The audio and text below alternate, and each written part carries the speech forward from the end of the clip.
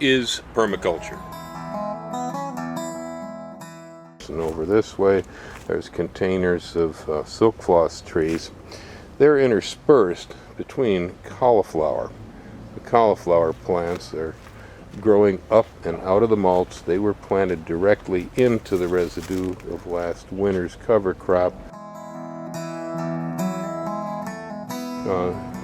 All of these plants are watered from above, and the water is then run off into the mulch of the cauliflower and recycled as produce. On one corner of the patch over here we have potatoes. They're growing out of the mulch that's produced by a perennial alfalfa cover crop.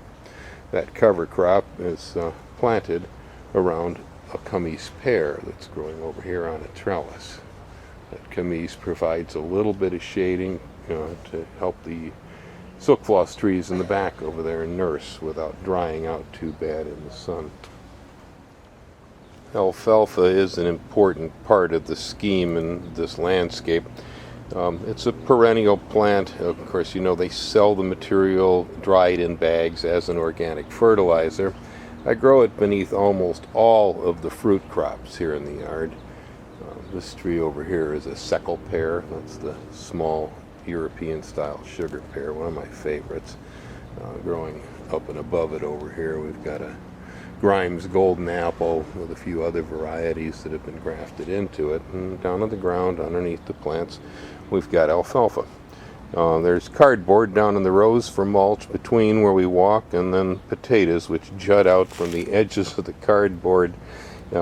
Here we have koa tree, the Hawaiian native hardwood, growing in 5-gallon containers, and they're in and amongst an apple tree that's trained over here. On the far end of the row, there's the Smith & Hawken Biostack compost bin. That compost bin allows me to recycle the waste materials right out here in the garden directly into the planting beds themselves. If you have to fight something to get it to happen, chances are it's not permaculture. United States Postal Service is my neighbor here.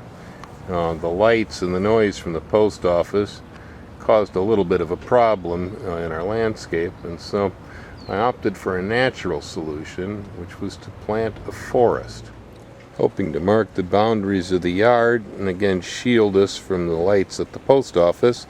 I've chosen to use an apple hedge. A lot of the apples in this area are the pole varieties, or the columnar apples.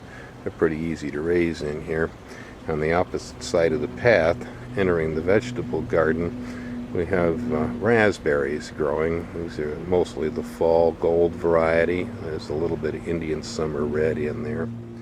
Other solutions I used to my post office problem were white sapote, Fuyu persimmon, the macadamia nut tree that a lot of us know from Hawaii and the United States, bananas.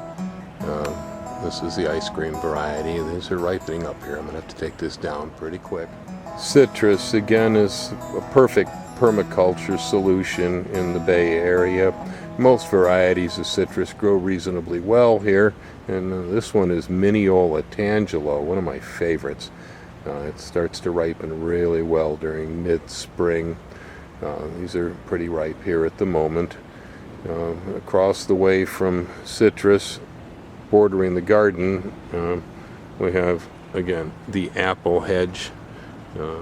This one here is a Cox Orange Pippin apple, and it's a semi-dwarf, but I tend to keep it somewhere down at around 8 to 10 foot to the ground.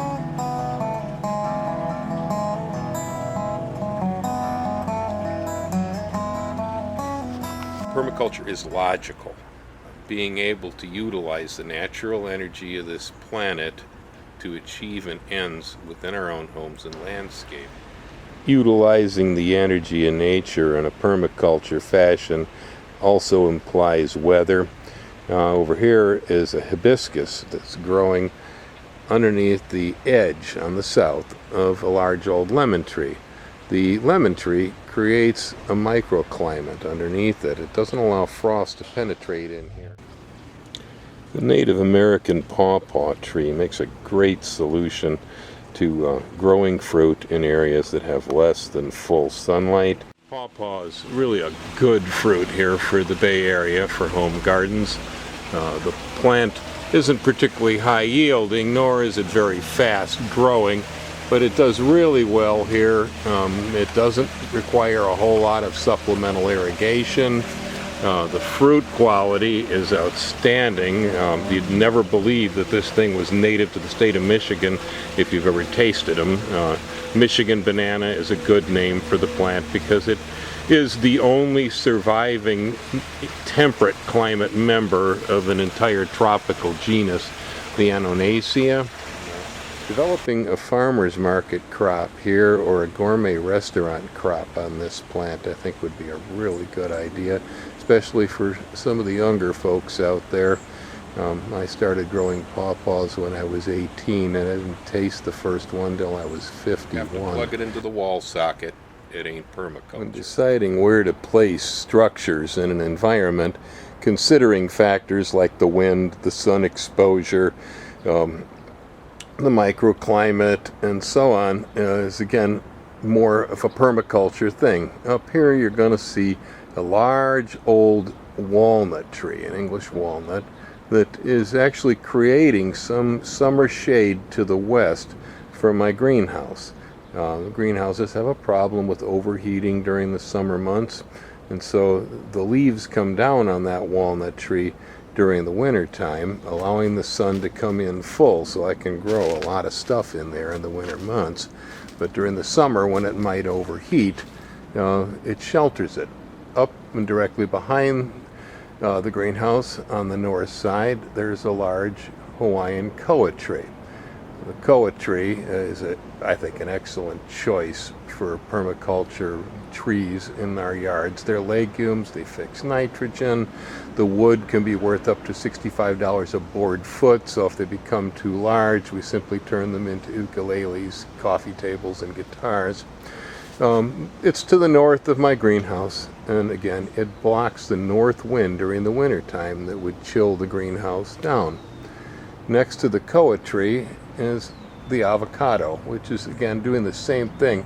It's really blocking a lot of the north wind out of the property over here. So I've got a nice hedge of large specimens, both evergreen and deciduous, that run from the north continuously around to the west side of the yard. Over here is the macadamia nut. It's an evergreen, and again, another real good drought-tolerant, excellent urban forestry crop. With permaculture, we usually take the most logical approach to how to handle any given problem. Permaculture is logical. Long before I even discovered the word, I was beginning to use the systems in my own landscape and gardens simply because they made perfect sense.